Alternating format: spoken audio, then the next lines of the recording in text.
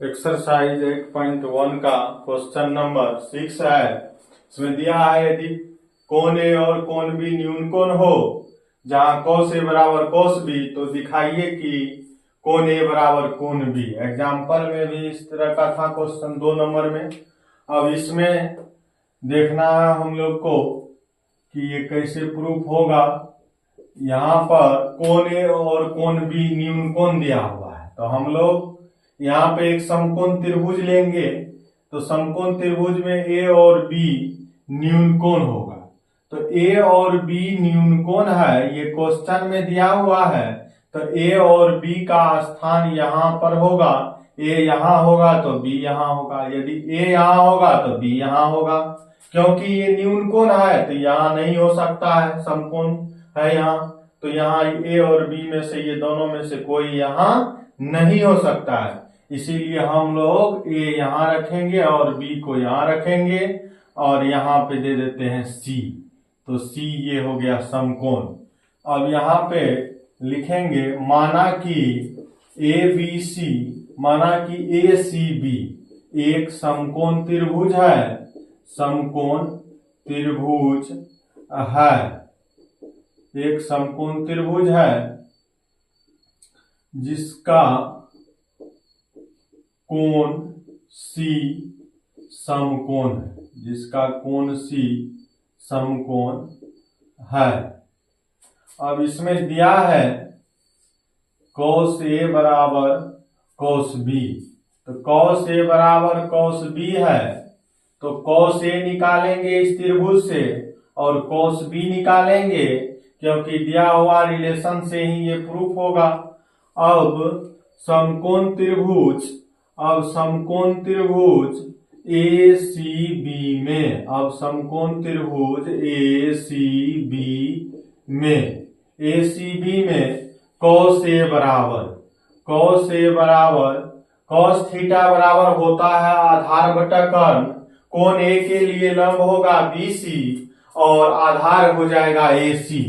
तो आधार बटा कर्ण, आधार AC हो गया, कर्ण यहाँ पे AB है तो AC बटा AB हो गया। इसको इक्वेशन 1 मान लेंगे और इसी त्रिभुज में निकालेंगे cos B तथा cos B बराबर, cos B बराबर cos थीटा बराबर आधार बटा कर्ण होता है तो B के लिए लंब हो जाएगा AC तो आधार होगा BC।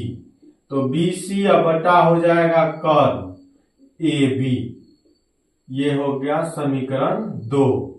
अब दिया हुआ जो रिलेशन है, चूंकि cos A बराबर cos B, cos A बराबर cos B दिया है, cos A बराबर cos B दिया है, cos A बराबर cos B दिया है तो cos A और cos B का मान यहाँ रखेंगे, cos A और cos B का मान यहाँ पर रखेंगे समीकरण 1 और 2 से। इसीलिए AC बट्टा हो जाएगा AB बराबर BC बट्टा हो जाएगा AB।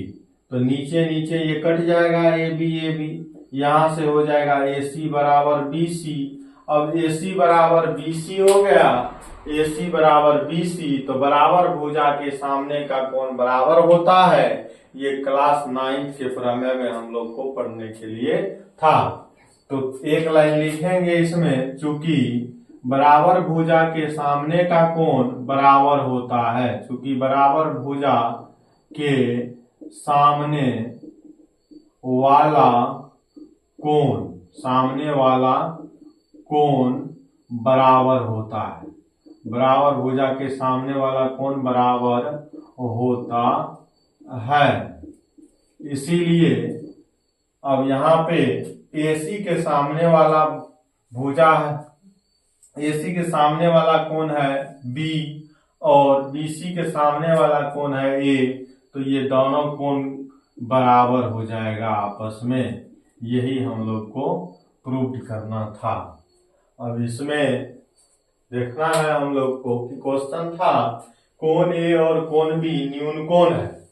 तो त्रिभुज जो लिए हैं तो वहां न्यून कोण के स्थान पर ए और बी को रखना है। तो मानना कि ए सी बी एक समकोण त्रिभुज है, ये पता कैसे चला हम लोग को? ए बी न्यून कोण है, इसीलिए सी समकोण है। सी की जगह पे कोई भी चीज रखते तो वो समकोण ही होता। अब सी समकोण है तो यहां से ए सी बी एक समकोण त्रिभुज है, इसका कोण सी समकोण है। समकोण त्रिभुज में अब निकालेंगे हम लोग कोस ए कोस बी। कोस ए और कोस बी निकालने का यहाँ पे वजह है कि कोस ए और कोस बी दिया हुआ रिलेशन है। तो कोस ए बराबर हो जाएगा आधार बटा कर्ण।